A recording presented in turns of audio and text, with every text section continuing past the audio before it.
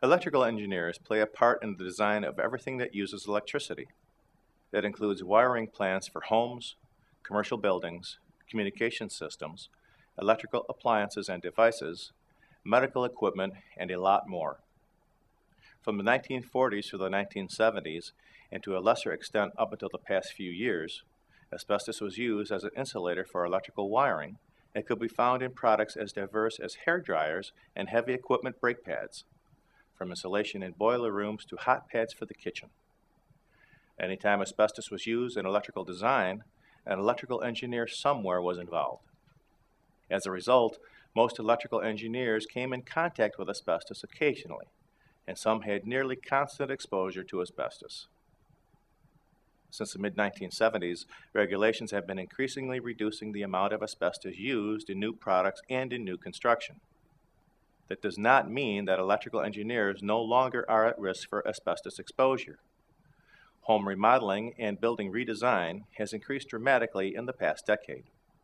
Homes built prior to the mid-1980s and commercial buildings built before 1990 still have the potential to contain asbestos. When insulation or ceiling or floor tiles that contain asbestos are exposed or moved during the reconstruction process, the asbestos can become airborne. Although regulations are now in place to protect against asbestos exposure, those regulations aren't always followed, nor are they entirely foolproof. If asbestos does get into the air and an electrical engineer is at the work site designing a new wiring system, the engineer risks asbestos exposure. The reason asbestos was used so frequently as an insulator is that it is lightweight but strong and has extremely high insulating properties against sound, heat, and electricity. It is also completely fire resistant. As a result, it was easy to work with and performed its intended purpose very well. Unfortunately, asbestos has a negative side as well as a positive side.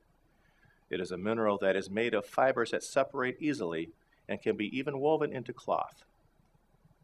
The fibers, however, slough off tiny pieces whenever they are manipulated. These tiny pieces, asbestos dust, floats on the air where they are subject to being inhaled by anyone nearby. When asbestos gets into the body, it becomes embedded in the tissue surrounding the lungs and lining the chest cavity. At first, this causes irritation of the tissue. Later, the irritation turns to scar tissue that impedes the person's ability to breathe. Additionally, asbestos is a carcinogen that causes both lung cancer and mesothelioma. Malignant mesothelioma is a cancer of the tissue surrounding the lungs. None of these problems show up immediately after asbestos exposure, but rather take upwards of 20 to 30 years to develop. Even then, the symptoms start out with mild shortness of breath during exercise. Many people don't even notice it, and few of those who do notice it think it is anything to be concerned about.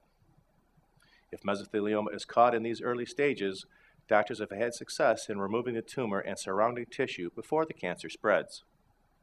If the cancer has already metastasized, there is less doctors can do for the patient. Mesothelioma does not respond well to anti-cancer drugs that are currently available, and there is no cure. The best treatment is chemotherapy and radiation, sometimes combined with surgery to treat the symptoms of mesothelioma that is in its advanced stages include extreme chest pain and difficulty in breathing.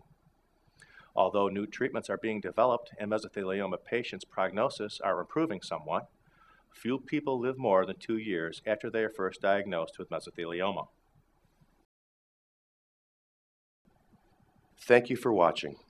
This video was produced by Asbestos.Net, a leading resource on all aspects of asbestos and mesothelioma. Our priority is to inform victims about the devastating effects of asbestos exposure, mesothelioma, asbestos cancer, asbestosis, and other asbestos-related diseases, and to advise them with a wealth of information. Individuals whose lives have been touched by mesothelioma have numerous questions and concerns. Their caregivers and family members also need accurate, reliable information.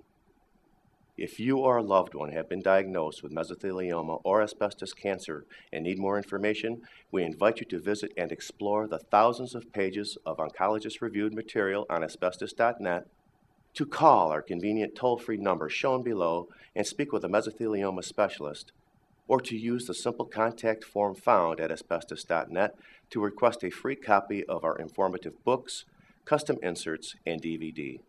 Asbestos.net, information and help for patients and families.